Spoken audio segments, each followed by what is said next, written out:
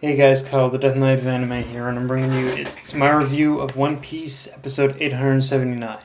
So, the big thing to take away from this episode, once again, is the ending, where we see Luffy's full bounty has hiked up way more than ever before, thanks to Morgan's reporting on the incident in Whole Cake Island.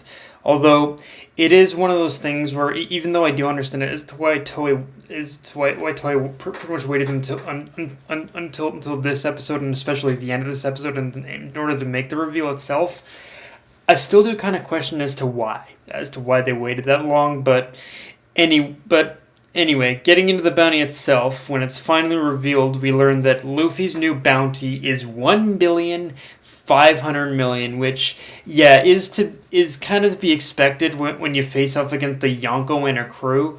But again, it really kind of brings on a whole new meaning when you basically when you remember as to why Morgan's reported on Luffy to begin with. Like Morgan's he was definitely waiting he was waiting for someone like Luffy all along. Like he was waiting for that perfect opportunity to blow the lid off everything, but he waited so long to do it because he needed a figurehead.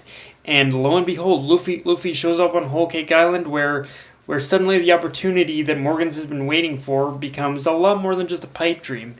And the thing I think we need to take away from Luffy's new bounty on Luffy's side of things for sure, is that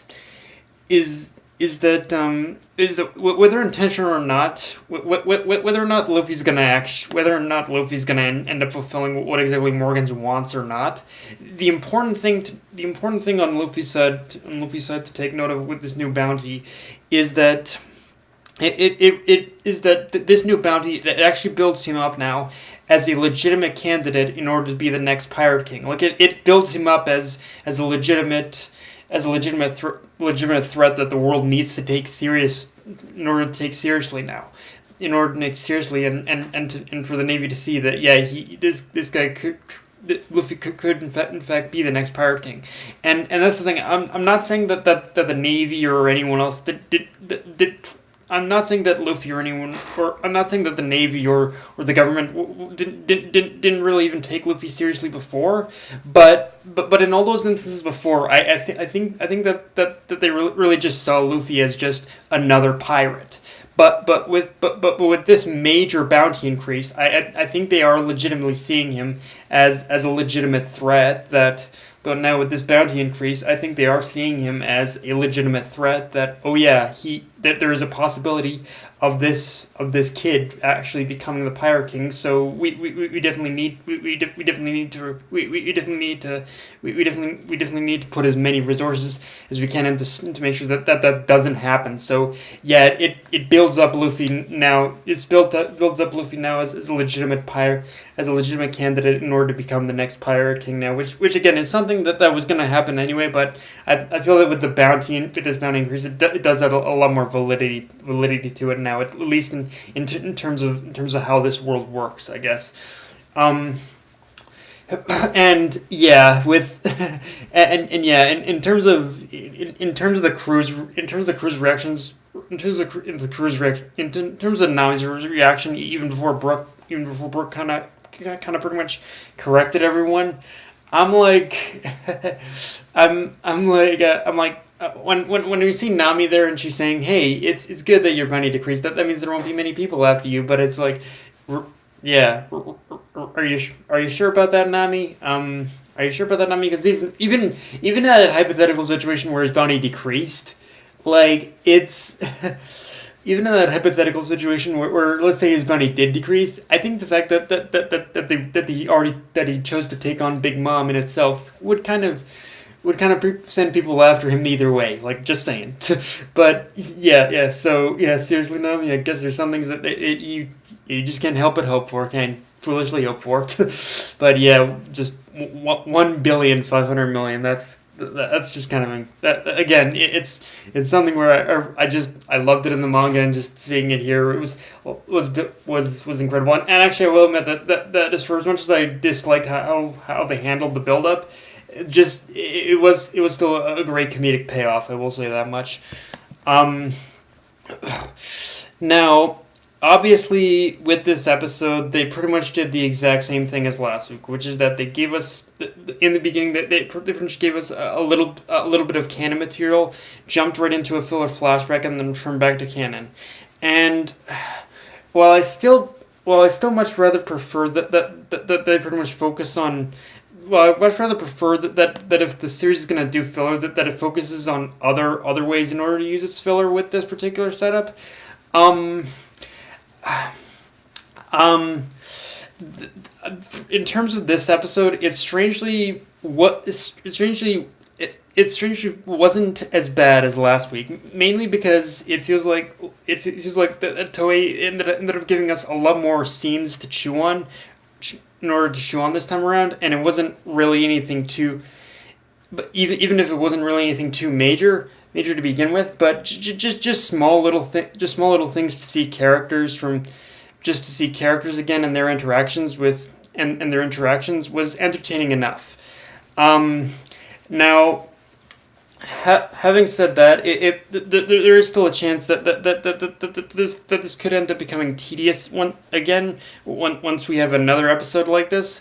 But luckily, if the preview is any indication, then it looks like next week we're headed for something much more substantive. Because yeah, next week's episode it looks like it's going to be focused on the Revolutionary Army. It's going to be focused on the Revolutionary and them taking action, which is good because they've been largely absent since they've been largely absent for pretty much a while now. Like I largely absent for pretty much a while now, and it's going to be awesome in order to see what exactly the Revolutionary Army is kind of getting up to, because actually in terms of and yeah, I'm curious how that episode is going to play out. If with that episode, we pretty much got we definitely got a little bit of a tease image of Sabo in there. So it's possible that even though the episode is gonna focus on the Revolution Army, it's still gonna be one of those episodes, another episode like this one, where it's gonna give us a little bit of canon and then a backstory.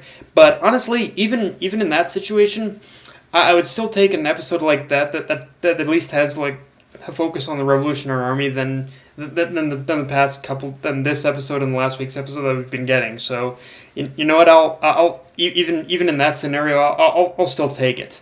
I'll still take it, and yeah, and there's also and yeah, in terms of what the Revolutionary Army is gonna, let's just say the Revolutionary, and it's one of those things where even though this is a very small arc, I'm still very much hyped in order for the Revolutionaries' role in this arc. Like, the arc itself is very small, and it's gonna cut back to like, and we're gonna leave off on a bit of a cliffhanger with this arc, but just kind of knowing the Revolutionary Army's part in this arc from reading the manga has me like so hyped. Like, what the Revolutionary Army is gonna do is do pretty much what Morgan's did, but on a much more direct scale, and they're going to be shaking up the world again. Also, and we learned by the end of this episode that yeah, Luffy's new bounty has riled up the big dogs, has riled up all the big dogs, like Big Mom, Kaido, and I don't necessarily say Blackbeard, but yeah, definitely Big Mom and Kaido. Big Mom and Kaido are definitely out for blood with Luffy now, and out for blood now. And considering we're headed to Wano next after this arc, you can pretty much tell from the episode that Kaido isn't gonna be in the mood in order to roll out the red carpet for Luffy and the others. Although the fact that we got Blackbeard spotlighted in this episode kind of makes me wonder what the hell he's up to. Because looking back on that one particular moment we got of him, it really kind of fuels my curiosity, and makes me say that yeah, after the Wano arc, I definitely want to know more about what's going on with Blackbeard for sure. Like, we'll probably get more on him after the Wano arc, but yeah, I want to know more as to what he's up to right now. Like, what the hell is he doing right now? But yeah, guys, that's my review. If you enjoyed the video, like, comment, subscribe. Follow me on Twitter, Facebook, and list to Crunchyroll. Death Knight of Anime, signing off. Later, guys.